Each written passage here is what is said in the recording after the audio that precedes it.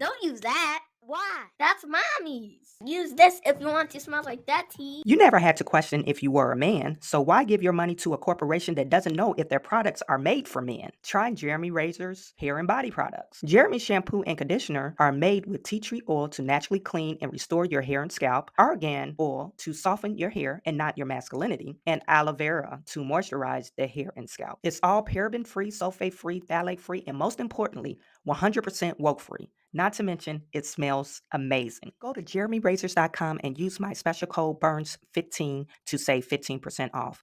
That's jeremyrazors.com. Use my special code BURNS15 to save 15% off. Something like this. Looks a little bit like I can't miss. Hey, this is what you call a bad. What? This is what you call a bad. Looks a little something like this. Looks a little bit like I can't miss. Hey, this is what you call a bad. What? This is what you call a bad.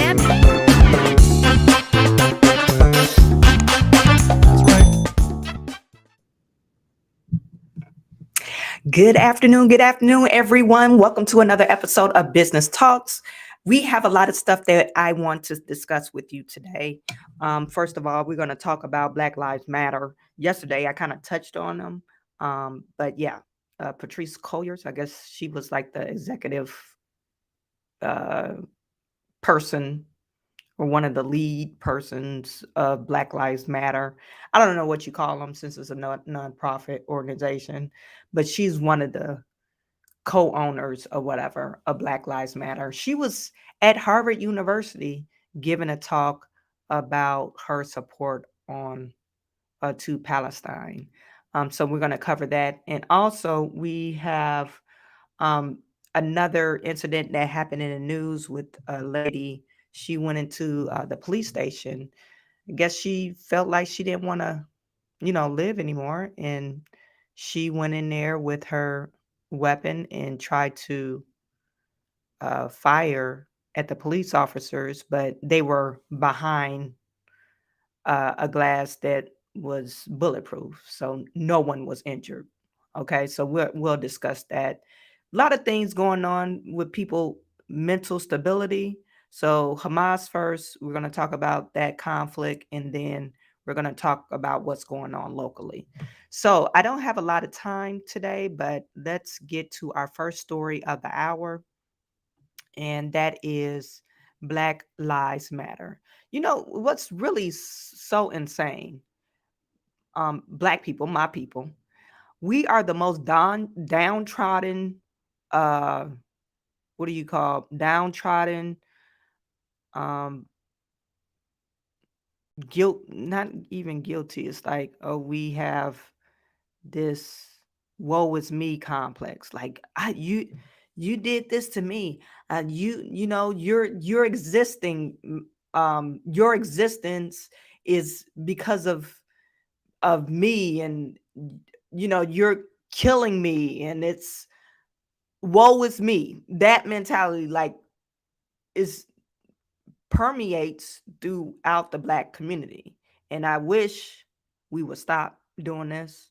But Patrisse, she was on her bullhorn at I believe it was Harvard University, where she felt like she identified with the Palestinian people because they went through apartheid and they experienced the same thing as Black people and all this good stuff. And it's like, okay, if you look up your heritage, most of the people that were brought over here on slave ships they were basically on the east, on the coastal line. They didn't go down to South Africa to get anybody. No, if you was on that coastal line where those ports were at, probably Nigeria, maybe Ghana or Mali. If research, if you claim to be a descendant of slaves, if you really research your history or even do a DNA test, it will show that you're probably some parts of Nigeria. Okay, that has nothing to do with South Africa.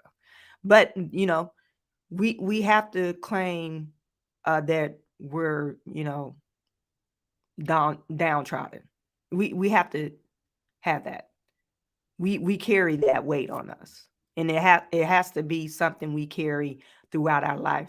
Instead of saying, hey, this no longer holds me back. Instead of saying that, no, we carry that baggage and that weight for generations. And it's kind of baffling to me that these people, and I'm talking about Black Lives Matter, will make that stand saying, oh, they agree what Hamas, the terrorist group, is doing. Because they are being liberated. Killing. Now, we're not talking about killing a military men or killing men. We're talking about babies, women, children.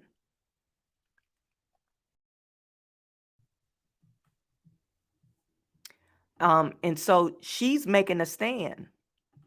And I personally think that this lady should be put in jail for this shit. Anyone's talking about, oh yeah, we stand with this Hamas attack. No, you're a terrorist. You're a domestic terrorist. But why are we surprised? Because this is the same organization that rallied up the people, Black folks and Antifa and all the group, to convince you that you don't have any equity in the place you live. So you might as well burn that shit down. I mean, I know I preach the same thing probably over and over again if you guys listen to me. But over and over again, we find it's happening over and over again. And another thing with Black Lives Matter. Why aren't they under investigation? They stole all those people's money. And if you really think about it, if you're supporting the Palestinians, Hamas, and I'm not saying the Palestinians, Hamas, the Hamas NetCredit is here to say yes you are to a supporting personal loan or line of credit, even when other lenders won't. If you're supporting Hamas terrorist group and you're saying you're backing them, the money that people gave to you for Black Lives Matter, that bullshit, you're saying you're supporting them, but are you sending money to them? Like Joe Biden? Joe Biden just funded their operation. You send the money to him too. It's baffling to me. Now this is what I think it went to another story. Let me just go back. This is what she had to say. NetCredit is here to I don't know why I keep on going to this commercial. But yeah, you're backing the money that people sent you for this. You're backing it. You're backing a terrorist organization. Somebody tell me something different. If you donated money to Black Lives Matter and they saying they support the Hamas Palestinians, you're backing a terrorist organization. Radical Islamic terrorism.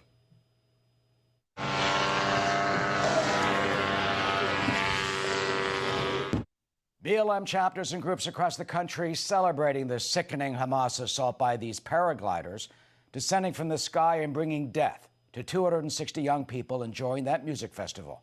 The Chicago BLM chapter posted on X an image of a paraglider, just like the terrorists, with a fluttering Palestinian flag above the words, "I stand with Palestine," and the comment, "That is all, that is it." BLM chapters, including those in Louisville, Detroit, and Los Angeles, also showed their support, reposting that image. Noted theologian Rabbi Shea Held responded by posting on social media, quote, "Because nothing says liberation like slaughtering 40 babies in one small kibbutz, shame on you for declaring your moral bankruptcy." Another chapter, the Black Lives Matter grassroots group, calls the attack on Israel a, quote, "desperate act of self-defense that must not be condemned." Well, the Israeli ambassador to the United Nations, Gilad Erdan, told me that he is shocked that some pro-Palestinian groups in our country have actually been supporting Hamas. We just saw 700 innocent civilians, babies, mothers, grandparents, Holocaust survivors were butchered by barbaric Hamas operatives. And you are standing here supporting them? What can I tell these people? It makes me cry. Black Lives Matter claims that its mission is to bring justice, healing, and freedom to Black people across the globe. Critics say the same should apply if you are Jewish. Brett? Eric, thank you. Well, you know, it should apply if all people, all young people, especially babies, shouldn't be caught up in your war, number one, or in your act of vengeance. You want to get revenge on the people. But, you know, yesterday we discussed Hamas terrorist group. Their main goal is to eradicate Israelis, Jewish Israelis. That's their main goal. And 60% of Palestinians agrees with this goal. This is, let me just show you this. Particular ways to. This is, what's her name? Patrisse Cullors. This was a year ago when she was talking about the Palestinians. But like I said, something's wrong with her. She's not that all there in the end. Something's really wrong. To hear about your motivations and your experiences of transnational solidarity tours and the learnings that came out of that, and Great. where you see this going. Got it. And question, is this a no curse zone? Am I allowed to curse or not? I always need to ask. What? No cursing? I think curse. Curse? Okay, great. I just need to make sure. I curse a lot, and then I've been in some space and they're like staring at me and I'm like, I'm sorry, you should tell me not to curse. I won't. So I'm Patrisse Cullors. I'm founder of Dignity and Power Now, which is a local organization in Los Angeles fighting the Los Angeles Sheriff's Department. Both it's the ways in which it's abusing folks inside LA County jails, but also fighting against their incessant need to continue to build more jails in Los Angeles. So we have two big fights fighting for civilian oversight, which we won, and we're in negotiations right now with the Sheriff's Department. And thank you. And fighting against a $3.5 billion jail project, which would be the largest capital project that's ever happened in Los Angeles County. I'm also the co-founder of Black Lives Matter. Myself, Alicia Garza, and Opal Tometi created the hashtag and network and project in 2013 after the murder of Trayvon Martin. And what I will say, what's important, I think, in this conversation around transnational solidarity is that it's simple. Like, we should be building relationships with people across the world. If we believe we're part of the human family, then we need to sort of push ourselves in particular ways to see the connections always. The other thing I'll say is Palestine is our generation South Africa. And if Palestine is our generational South Africa. Like I told you before, if you look up, if you are over here in America, more likely, if your parents is not saying, and they're speaking South African language, I don't know what they speak down there, but if they don't speak that language, that is not their native tongue, more likely you're from Nigeria. I bet anybody money that you have Nigerian in your heritage if you say you from ADOS, African descendant of slaves. You're from Nigeria, Mali, Ghana, Zimbabwe, those areas close to that coast right over there. You're not from South Africa. But let's listen to her because she's so Black Lives Matter, and we're dealing with oppression and the oppressed people because we need to stand for oppressed people across the globe. And I bet you anything, if they come over here, and they're probably already over here, they don't give a blinkety blink if you are Black. They gonna say you are American. So stop it with the nonsense. You are an American. American. It's no, I'm Black, I'm this. If you go out of the country, they gonna look at you, okay, where are you gonna say, I'm Black American. They gonna look at you crazy. Oh, you're from America. And you're going to get killed just like everybody else that's from America. You guys, let me know if I'm talking crazy. This crazy ass bullshit that she's spewing out of her mouth.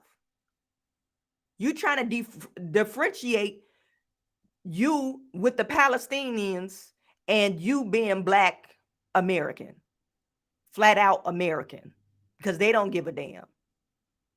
They don't care. They just look. She didn't even see that thing with the parliament. While she's speaking, I'm gonna find it. They were talking about death to Israel, death to America. What does that mean to you? Put it in the chat.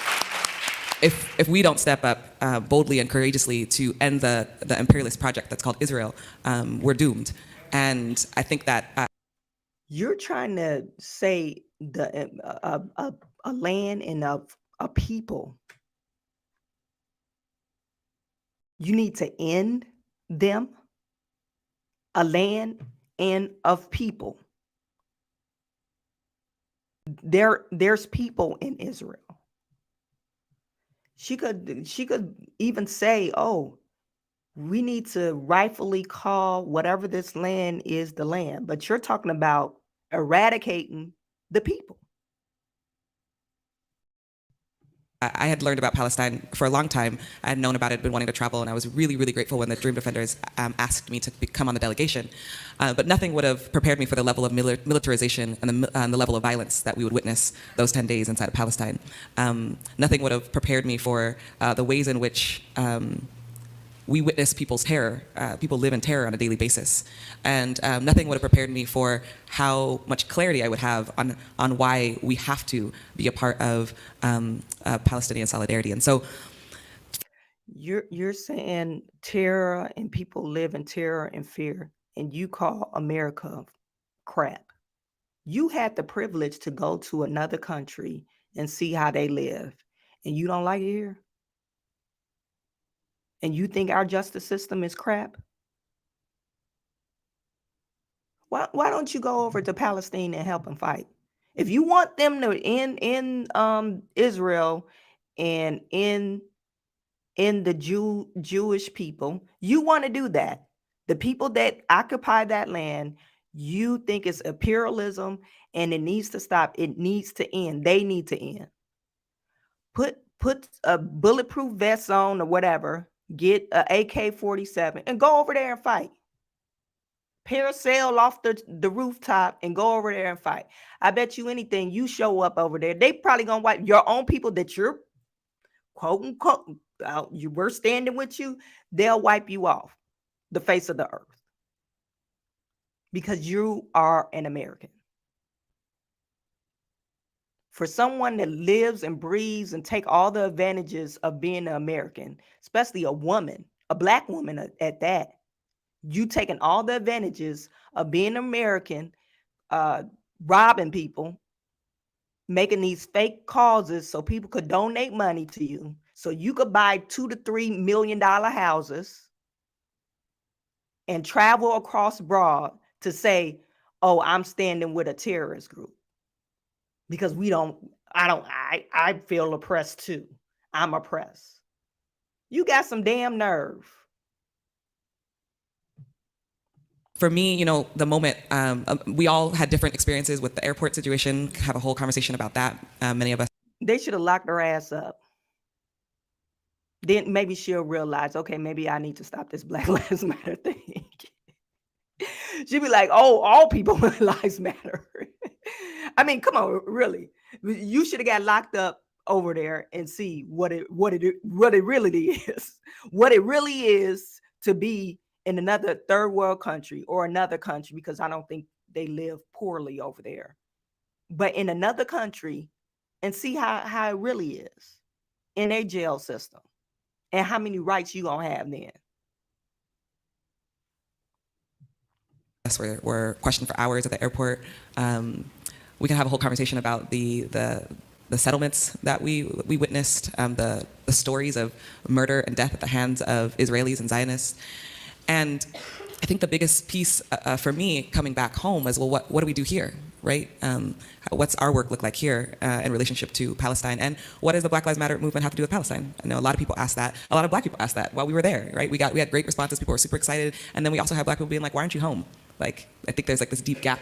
And the Black community, specifically amongst Black Americans, because we can't assume all Black people in the United States are American, there's a gap that we must deal with our issues at home as if our issues at home have nothing to do with issues abroad. And so... and they're absolutely correct. They have nothing to do with abroad. You have your own issues here. You want to fight the police. You want to defund the police. You want to tear down jails until you get robbed, until somebody invade your space. In Atlanta, Georgia, I think that's where she lives, in Georgia somewhere. Or California. That's one of her mansions is in California. The two areas where they protect the criminals and you have no rights. Legal rights as a legal person. Yeah, why aren't you fighting the war here? Because you're full of shit. That's why. It's nothing. They stopped all the police killing because you guys ran off the police officers, the people that actually do good and stop crime. You ran them off. So you don't have no police incident shootings. So you can't fundraise any more money. So now you got to go to these different lands and act like you doing something. All the people that's addicted to fentanyl in the Black community and white community, why don't you set up a fentanyl rehabilitation center? All these homeless people. George Floyd, he had fentanyl in his system. He was probably that $20 bill that he had was a fake $20 bill. What you do with a fake $20 bill, you buy a small piece of gum or something like that, and you get the change with real money. And he probably was trying to buy some fentanyl. How about that? Why don't you set up some drug rehab programs with all that $80 million that you had in the Black community and save some people actually, instead of traveling across the broad to say, oh, here's some more oppressed people. Let's see if we could fundraise Black Lives Matter and Palestine Lives Matter, PLM. You trying to go on another fundraising campaign instead of using the money for some good that you could have used for some good, but instead you paying your cousins and them, and you guys are buying these crazy houses. And let me get to some of your tweets. Kahani, been thinking about this. Israel is like a slave owner that just had its slave rebel. Gaza has been their cage. Israel despises those dogs in their cage. I don't know, Kahani. I don't talk that kind of rhetoric. I don't know. See, you lived over there. Maybe you have your own perspective. But what I see is if you're killing women and children, that's a no-no. That's a no-no. If you're saying death to America, you're in America. That's a no-no. And I can't stand behind that because I'm American.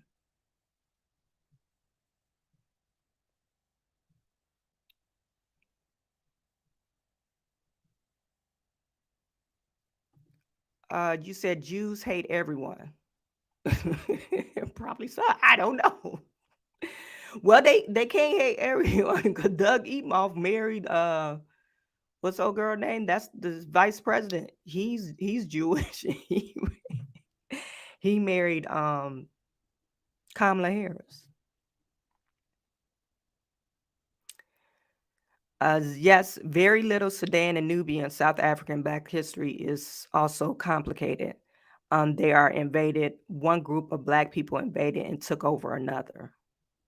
That's the whole continent, though. Black people were sold into slavery by other Black people. We can't just say, oh, the white man did that. The white man wouldn't dare come to a country full of Black folks and say, oh, we're going to just start taking people. Hell no. They had help. The people that round us up was Black people. Our brothers and sisters, our neighborly cities or towns or whatever villages, they're like, oh, these people are, they don't have any fighting skills. We could round them up real quick. Or these people are these type of farmers. We could get some other typing farmers to do that work. We'll sell these people into slavery. It makes us more money if we say sell these people into slavery.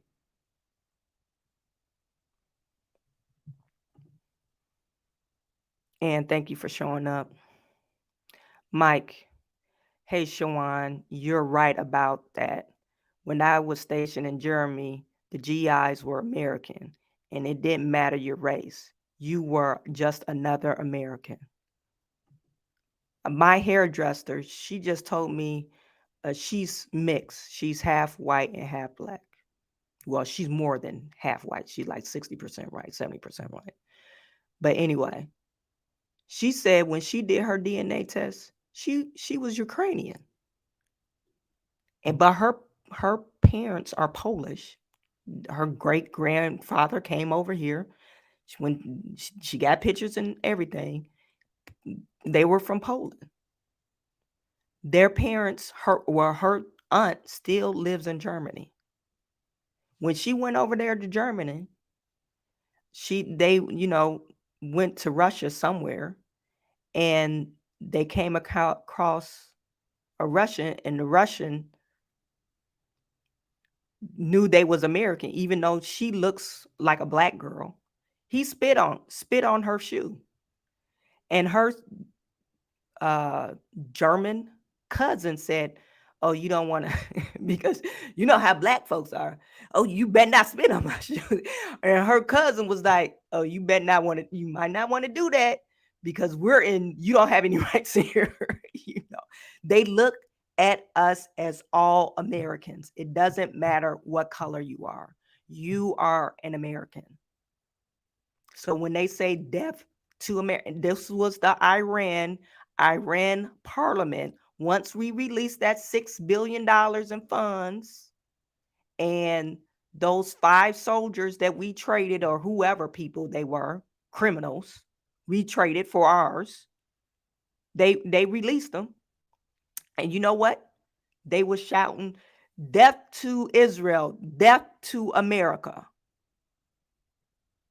What does that mean to you? You're over here in America. Doesn't matter if you're black, white, Chinese, Arab, Palestinian. It doesn't matter. If you are an American, you need to choose American first, because they will eradicate your ass. It doesn't matter. You are an American citizen. Now, if you don't like that, maybe you need to go back. Go back. Maybe Patrisse Cullors, maybe she needs to go to Africa, where she's at, where she came from. See if she can find her tribe. You hate America so much, maybe you need to go back and see how you'll fare out with all the luxuries we have. We have running water. That's a luxury. We could actually shit in a toilet and flush it without it bubbling up. That's a luxury. Our power is stable. That's a luxury. We literally have food banks. If we run out of food, you could go to a damn food bank. Hell, you can go to the grocery store. When they throw out the bread, you can sift in the garbage and get the bread they call expired and it's still good. You could panhandle on the street corner and get about $20 a day. That's a luxury.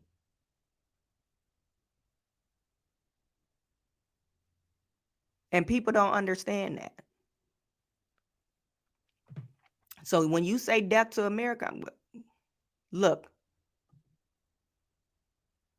death to America, that's some serious stuff. That means you don't like me.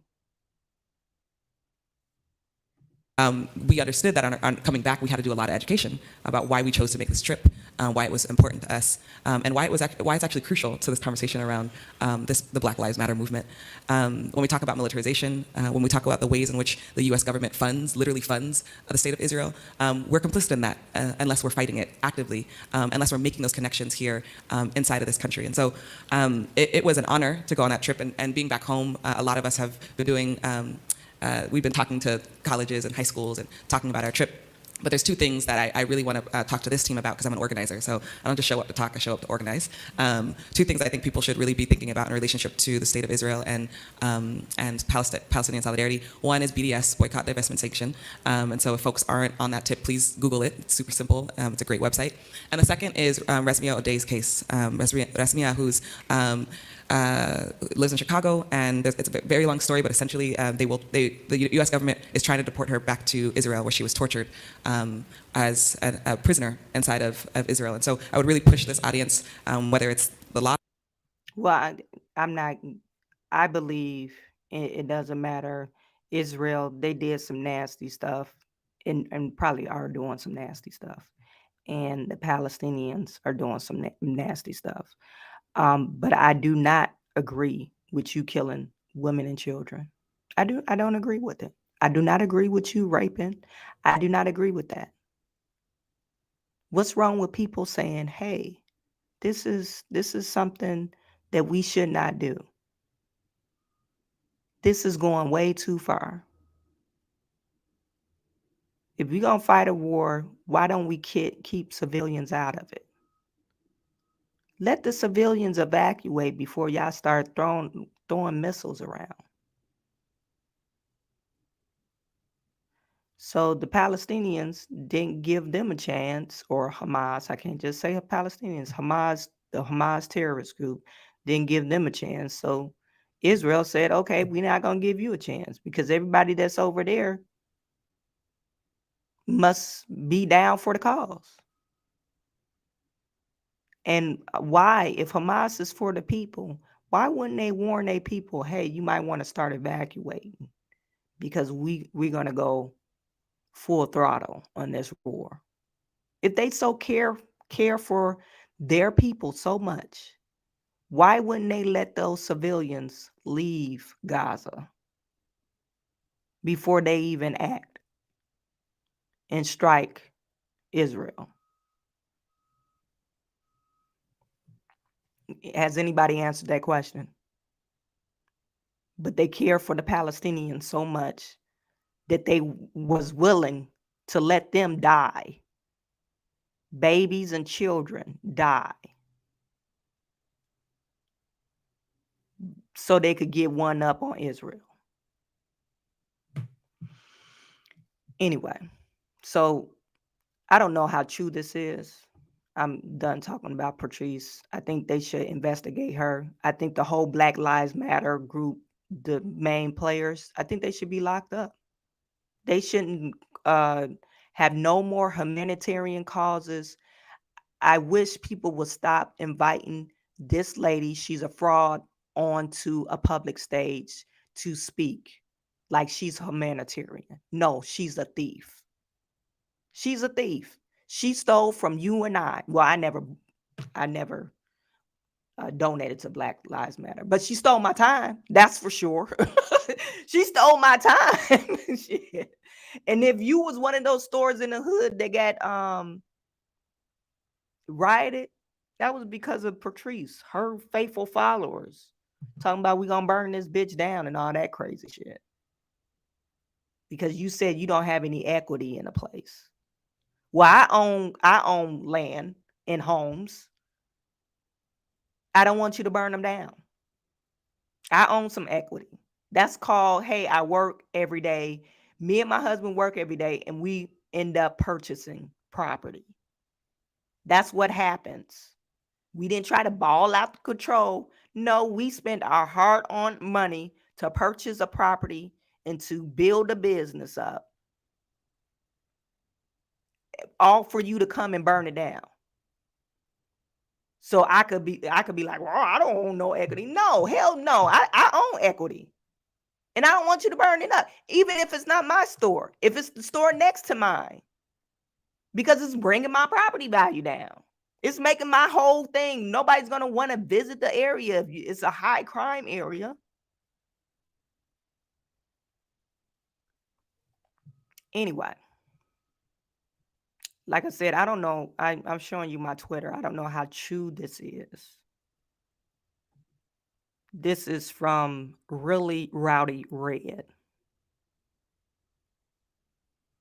It says the Biden administration is requiring Americans who are stranded in Israel to sign a promissory note, agreeing to reimburse the government all travel expenses. All travel expenses. They say you got over there, you gonna have to pay your way back. They don't care about no war. This is the opposite of American First and reminds me of when we left Afghanistan. How many times can Biden regime leave our fellow countrymen stranded on foreign soil and not face any blowback?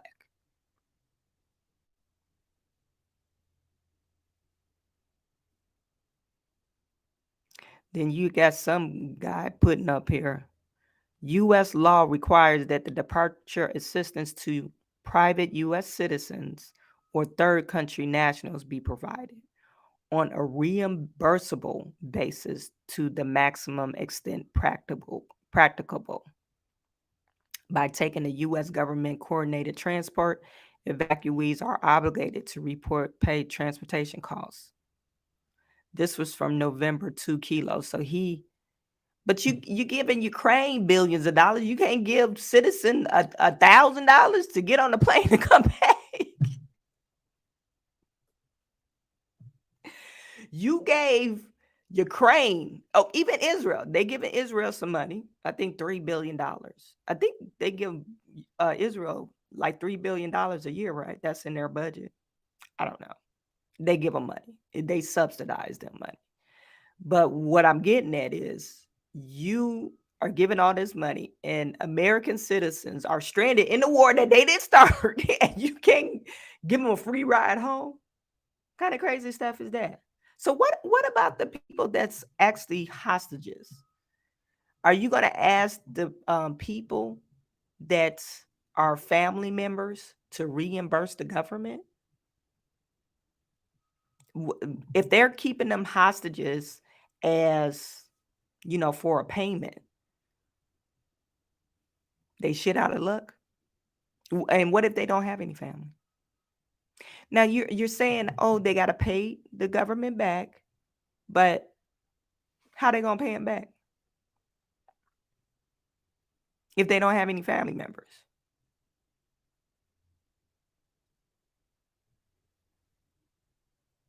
Maybe they was over there working, and now their business or wherever they was working is their jobs is no longer valid. So how they gonna pay you back, Mr. Government? Or you can't just give the citizens of the United States some, you gave everybody else some money. You can't give the United States citizens any money. So, like I said, I don't know how true this is, but it's going around. So let's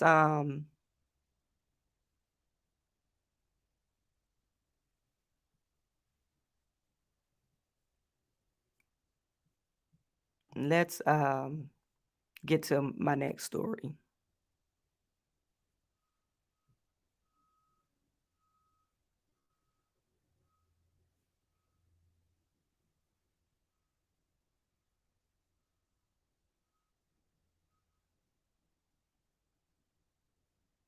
Okay, before I go to this is they were afraid that Hezbollah militia group, when we watched what's the guy's name, Patrick Bet-David, he mentioned the Hezbollah militia group. It actually is a terrorist group, and they wanted them to join efforts to attack. I believe that was on the northern end or the western end of the western and eastern, the northern part of Israel.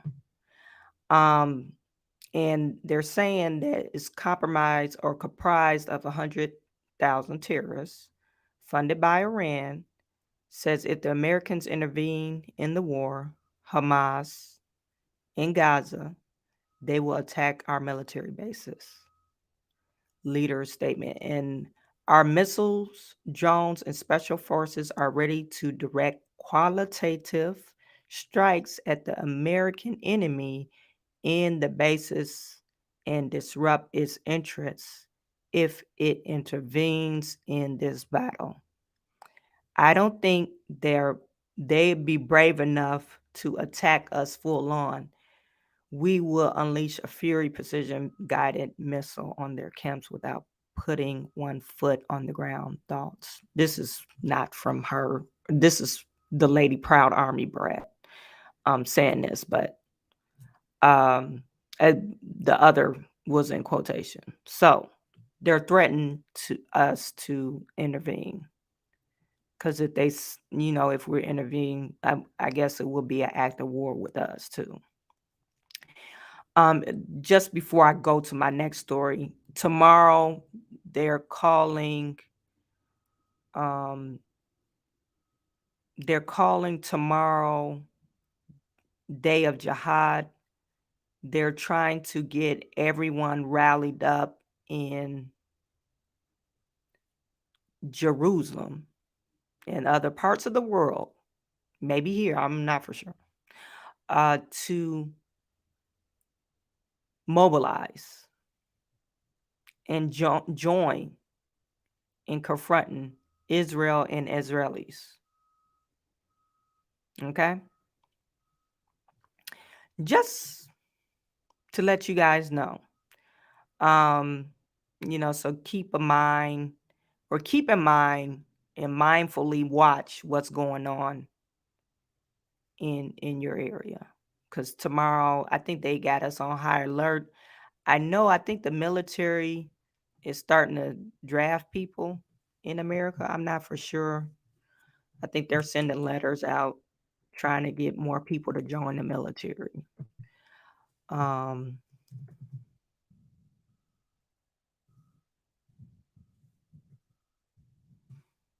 Let's see.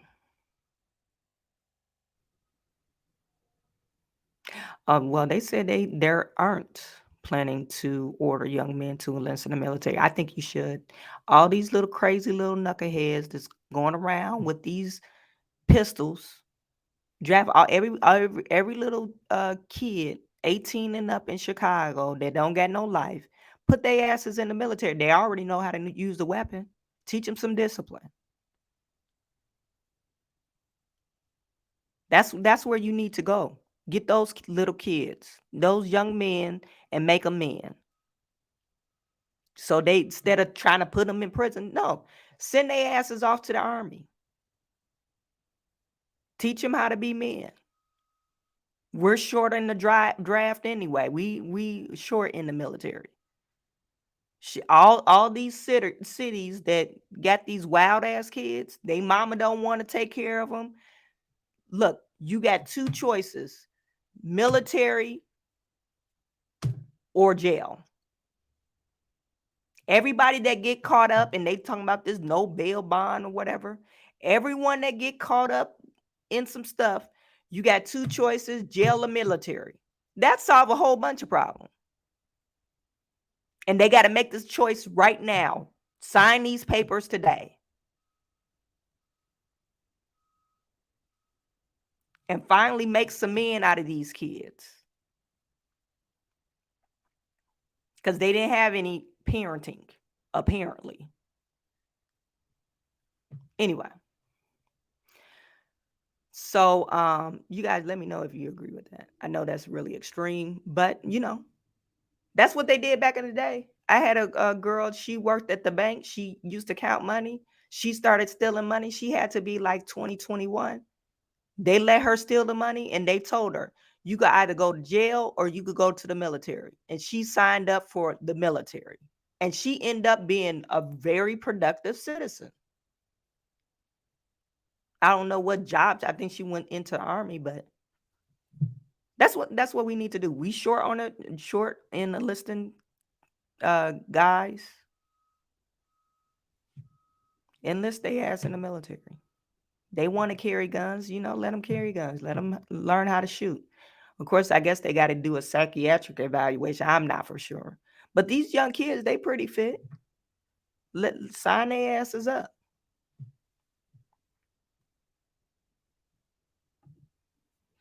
Anyway. So we're going to go to our more insane stuff that's going on.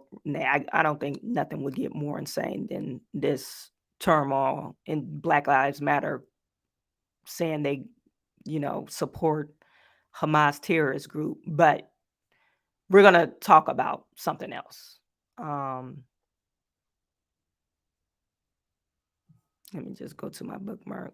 Oh, this is the story I wanted to show you. This lady, now Tariq Nasheed, I don't know if you guys know him. He's a FBA. I said FBA, foundational black man, or foundational black American. I think that's what that means. But when you get these acronyms, I guess ADOS lost this thing. Now they got to put FBA. No, you just an American. Your skin might be darker than somebody else. So he's saying that systematic white supremacy grants certain levels of immunity based on skin color. Case in point, unarmed black people are murdered by race soldiers if the officers think they might have a weapon. Yet white women like this walk into the police station and shoot up the place for 2 minutes straight, and they still detain her while she is alive. Well, we're gonna look at the story. I got a couple of views on this. Views like camera views. I only have 1 point to make, but this was in Connecticut. A woman came in, and backstory. So she has a disabled son at home, and something's wrong with her daughter. So she said she was at the bar, and she said she was feeling trapped.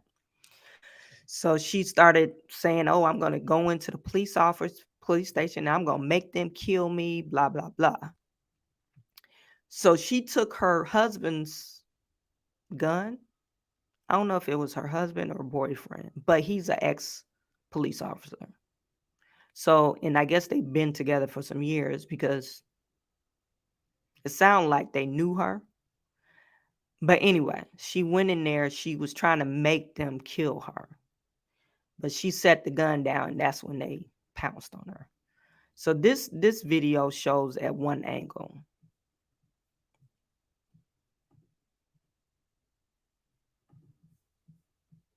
And is it any sound on this one? No, it's no sound on this one.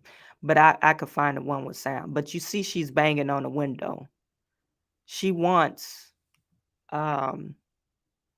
their attention. And I don't know if somebody was at that front office, because you see the blinds are down. So she's banging and she's shooting. And she's very fortunate, because it could have ricocheted her, or maybe she don't feel like she's fortunate because she was trying somebody to kill her.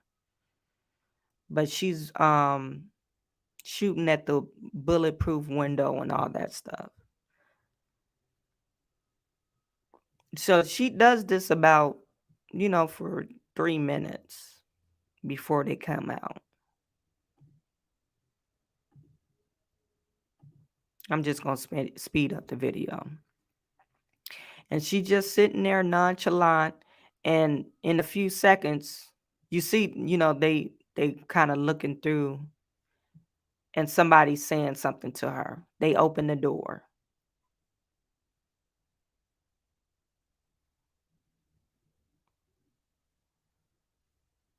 And she shoots at them.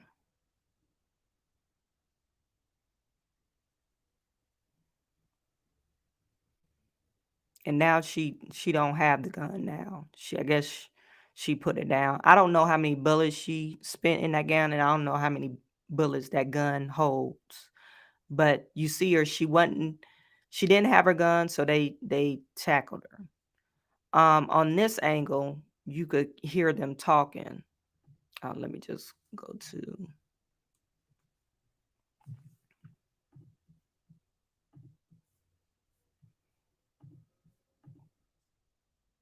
I don't know.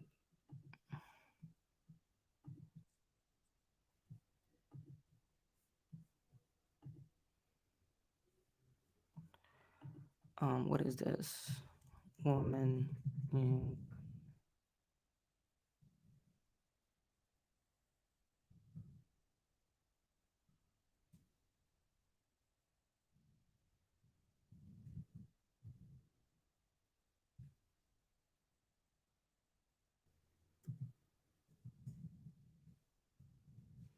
See if it comes up.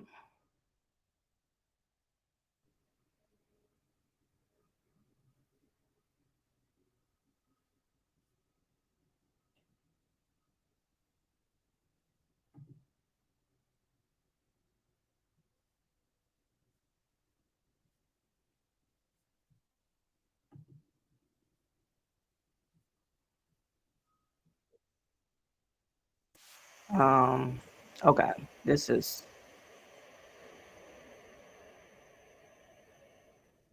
Stop. Let me share this tab.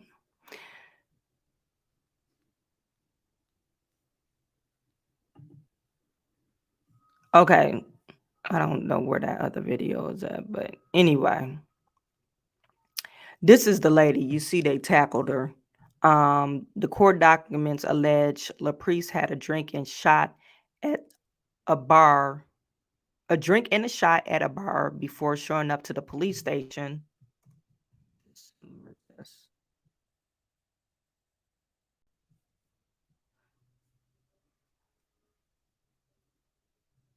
While at the bar, she allegedly told a woman she had a gun and was going to the station to tell the officers to kill her or she would use her gun. LaPriest now sits at the Bristol police custody on a $3 million bond. She appeared in court Friday morning to face 9 charges, including criminal intent, murder with special circumstances, illegal discharge of a firearm, criminal use of weapon, and more. She's expected back in court October the 17th. The Bristol Police Department lobby was closed for walk-ins on Fridays to allow for repairs and maintenance due to the incident. And they said the estimated total cost to fix was $26,000. I'm surprised they didn't say they admitted her to the hospital. I mean, she's 51 years old.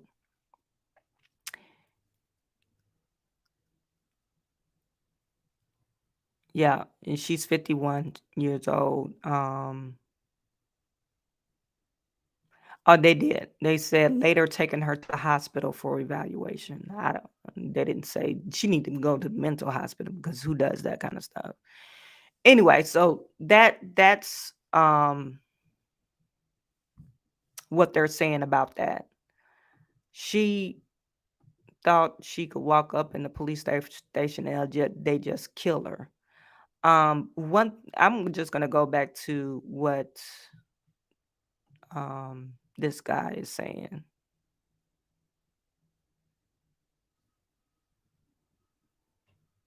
Tariq Nasheed. Oh, this is the other one. Let me just show you guys the.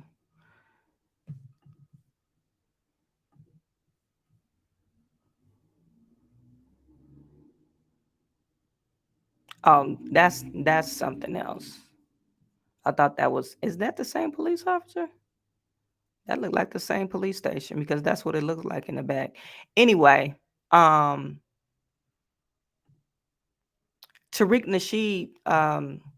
You guys, if you I have it buried in one of these videos. I pulled up the amount of people, and this was on the FBI statistics. The amount of people that dies from police officers. There were like 471 deaths in 2022 by the hands of police officers. So police officers discharging their weapons, whether they had a gun or whether they didn't. False justified and unjustified. A total of 471 people died in America. Total. Not just black people.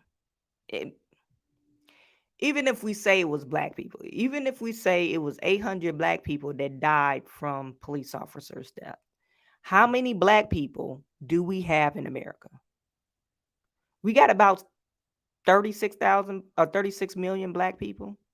What percentage of that number are died by the hands of police officers? We really need to put it in perspective. The police officer that's not the danger to black men. The danger to black men is the streets. You're more likely to get killed if you're the ages between 14 and 35. You more likely die by the hands of the guy you know. Or the guy you don't know, but it looks like you, or he looks like you. It's not by the police officer. So if we want to put stuff in perspective, we just need to think about that.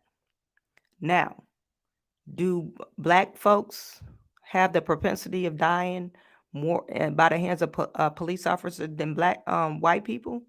I don't think so, because when I looked up the statistics, more white people died by the hands of cops than black people. So, I mean, we could say, oh, it should be no deaths. Maybe it should, but there are deaths. I mean, we got to really think about, put yourself in a police officer's shoes. At a moment instant, their life could change dramatically because they acted with restraint. So what are we saying here? We've seen it time and time again, like that young lady, Presley, Ayanna Presley, police officers getting off of duty. And the guy came up to her. She still had her uniform on. He came up to her and took her weapon and probably killed her with her own weapon.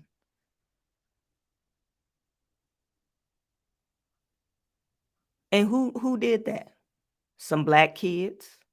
It was 3 black boys that killed that police officer. So let's put it in perspective. We can't just say randomly that black folks is dying like at a crucial rate by police officers. We can't just say that, because that statistically is untrue. You more likely to die from, if you a black man, I already shared those statistics with you, or you might die of diabetes, heart diseases. You kill your own self because you want to smoke Newports or something, or you want to drink all the time. That's what's killing you. What are you eating? You don't exercise a diet. That's what's killing the black man, black women too. Poor lifestyle. Anyway, so my last thing I want to talk about before I head on out. This is kind of funny, but it's not. Let me get to some of your chats. I know y'all been chatting up. Nellie Mack, the looting is okay until these left-leaning people get right. But Bonita said people like Patrisse always talk badly about America. Can't leave but won't. Can leave but won't. Exactly. Why don't you go to wherever? Go to South Africa. You love it there so much. Go to South Africa if you think you're from there. Black America have this false sense of unity. They think just because they're the minority that globally they have an ally. We are American, and when they chant death to America, that is you. That means two. You too. Exactly. I don't understand why people don't understand that. Been thinking about this. Israel is like a slave owner that just had his slave rebelled. Gaza has been in their cage. Israel despised the dogs in their cage. Yeah, I mean, like I said, honey, I mean, none of us was ever slaves, for real. There's some real life slavery out here that's still happening. If you look at the cobalt mines, those are slaves in Africa. There's some cobalt mines in Africa. You guys look it up. And people are packed in, kids packed on top of each other digging for cobalt. You think they're getting paid for that? Hell no. They're not getting paid. Probably pennies, not worth much. But they got all those kids over there and slaving away, digging for cobalt, something that we use. I think in our batteries that Joe Biden wants to change everything to electric. They dig in. Oh, America's gonna need a whole bunch of cobalt. We better dig for cobalt, round up all these kids. They don't got no mammy anyway. Round them up, send them to the cobalt mines, and we're gonna ship it off to America. That's slavery. We don't know slavery. I mean, unless you were kidnapped or sex trafficked. Now that's modern day slavery. Or unless you've been in jail and you were making they make license plates in jail and signs and shit in jail, and you get pennies on the day. That's modern day slavery. I mean, you got to pay your debt to society, but that's modern day slavery. We don't know slavery. So you're saying that they was locked up on the land, but they was free to leave. They just couldn't go into Israel. I mean, come on now. Or they had to have some reason to go over to Israel. But you got this whole big old land that you could have explored. You could have went to some other city. So we can't say slave because that's a strong term, slavery.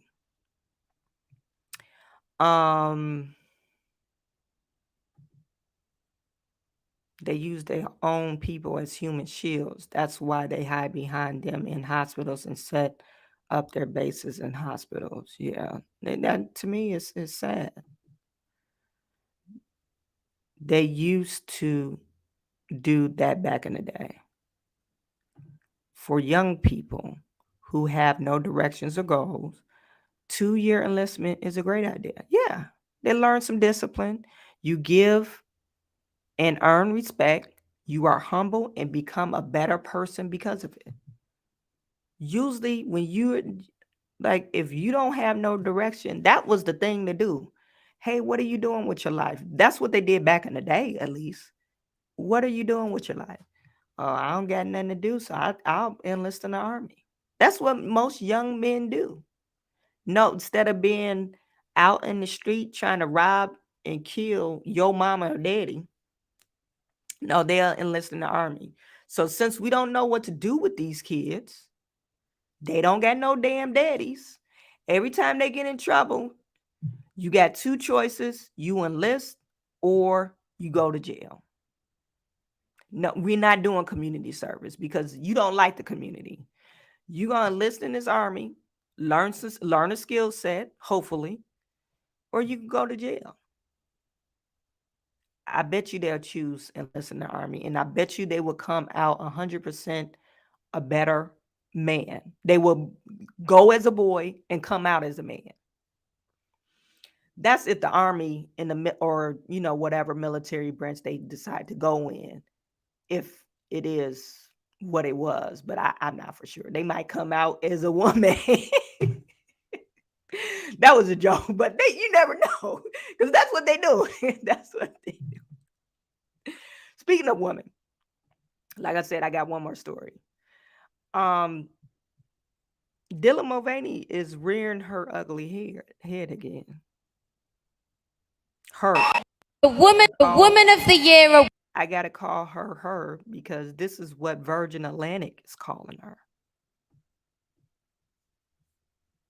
She's a woman. They don't care if you like it or not. This lady is a woman with a stick and two dingleberries. This person got The Woman of the Year. man parts and they are a woman. The Woman of the Year. The audacity. You've been a woman your whole life and maybe you was nominated for this award and passed up. And you thinking you're being a woman and uplifting in your community, virtuous, a leader. You take care of your home. If you're married, you take care of your husband, your children. You know, the ultimate woman. You know, everyone looks to you, even the younger generations looking to you for leadership and guidance. And you are a pillar of your community. Then this food come along. And so, oh, Dylan Mulvaney is not nominated. Who nominated Dylan? I don't know, but we should make her the Woman of the Year, huh? Year Award, supported by Virgin Atlantic, goes to Dylan Mulvaney. Hello, London! I am so honored to be here with you all tonight. And, you know, some see me as the Woman of the Year, some see me as a woman of a year and some change, as I only publicly came out online 560 days ago. I only publicly came out online publicly so I could get sponsorship. Somebody told me, oh, you know what's a good catching thing? If you could start saying you're a woman and document it on TikTok, people will love it. I don't know if I want to do that, but I am a great actor. That's what happened. He's a character. A caricature, is that how you say that word? Of women. Women don't act like him. And some people don't see me as a woman at all. Really? Who gave you that revelation? Who told you that? That's preposterous. I know, which is why receiving this honor from a queer publication like Attitude means so much more to me. Because here's what I've realized. You ready? Okay. So, no matter how hard I try. Here's what I realized. Okay. No matter how hard I try. Like, it's so hard for me to act like that. Here's what I see. Okay. Like, who does that? What woman actually, do you know any woman that acts like this? Like Real Housewives of Beverly Hills or maybe something like that, but they're acting. They don't really act like this. Or what I wear, or what I say, or what surgeries I get. I will never reach an acceptable version of womanhood by those hateful people. No, you would never reach womanhood. You said it, you need to take out that middle part. No matter how many surgeries you have, you will never reach womanhood because it's biologically and physically not possible. We're not just trying to hurt your feelings. It's just, this is called biology. You know, it doesn't matter if you put lipstick on, you got your finger waves and swoops looking like Betty Boop. You got your Betty Boop hairstyle. But you got this strong neck. Your neck is bigger than your head. Women's neck is usually thinner than their head. We don't get broad shoulders. Even I could take my shirt off and show you my shoulders. I work out all the time. My shoulders are strong, but I don't get that broad back shoulders. You got some women. What's that movie that that magical Disney movie when that lady, she was lifting up tables and buildings and stuff, and she had the body of a man, but you could still tell she was a woman. You still not that. Everyone sees you. You look like a man because you are one. People's standards. But as long as I have the queer community that sees me for my truth, I'm going to be okay. And I'm equally grateful that this title is happening in the UK, and not just because I am deeply attracted to your accents, which I am, but because I came to London on holiday this summer after months of feeling isolated. And when I arrived, I didn't feel that baggage that I was carrying. Who says I came to London on holiday after I was feeling so isolated? You're just a privileged person, white man, a privileged white man that's putting on a face to get money, because it's not cool to be a white man. You can't just be a white man anymore. You can't just be a white man. You got to be a white man with all this on there in this sparkly dress, or you won't get no gigs. So you had to do something. Your career was dying. You had to do something.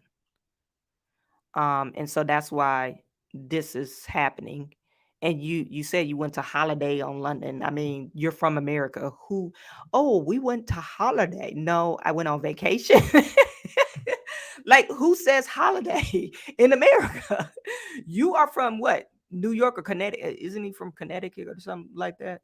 Do they use holiday in Connecticut? Somebody throw me a lifeline. Tell me. Back in the US, and I didn't feel like the trans beer girl. You know, I didn't walk into rooms and wonder, oh, does that person hate me? I was just another gal walking around in a Burberry trench on her way to a West End musical. And, you know, I romanticized this country as a safe place. And as dangerous as it is for trans people here right now, like the hate that was spewed last week, maybe it's less about where we are and more about who we're with. And that if I'm surrounded by people like you all, that this still can be one of my safe spaces. So, when you have a win for trans rights, that's a win for us back in the States too. And I think if we all just adopt a girl's girl mentality and we say goodbye to the scarcity complexes, that we have a better chance of getting through this, because they want us to be in competition with each other. They would love nothing more than to see the L's and the B's and the G's turn their backs on the T's. And to quote the critically acclaimed High School Musical franchise, "We're all in this together." I know, almost as profound as Shakespeare. But I wanted to give a quick shout out to some of the girls in my life, both cis and trans, that have helped me break away from my scarcity. Okay, we're not going to listen to all that. But yeah, this is what happened. I guess Attitude is a queer, whatever, platform. So I'm not going to get mad at them. They're supporting their community. But, you know, the whole trans identity, you're trying to have other people say, oh, you look like a woman and you got a 5 o'clock shadow. That's not happening. Now, if you do actually look like a woman and you're trans people and you're female passing, people are not going to blink at you. They're going to say, oh, you know, how you doing, ma'am? Miss. Or they might try to holler at you if you look good. But, you know, if you're trying to infuse with society and be female passing, you know, you really got to work on yourself. But you can't get mad at other people. People call you out for your broad shoulders, or you wearing tight pants and we could still see your stuff. Because you don't, that's most trans people know how to tuck their stuff to the back because they want to be female passing.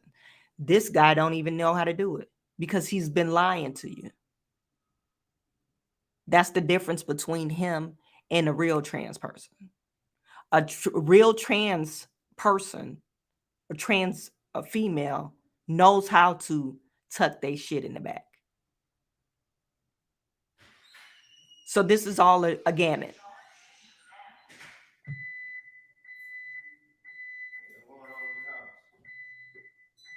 So you guys, that was it for our live stream today. You guys tune in for tomorrow. Tomorrow I'll be going on around 8 o'clock tomorrow night. And I am sending all my good to you. I will talk to you soon.